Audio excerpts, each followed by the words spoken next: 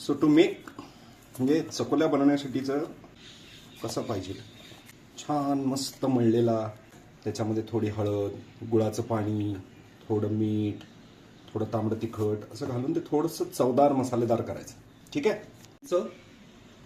आणि गूळ हे अविभाज्य घटक आहेत जेवणामधले, वापरलीच पाहिजेत.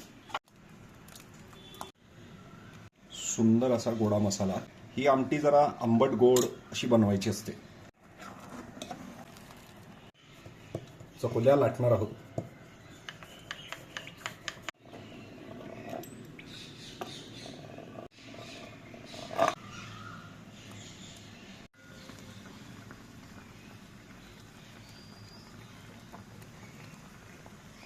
आणि अशा प्रकारे आपल्या चकोल्या तयार आहेत.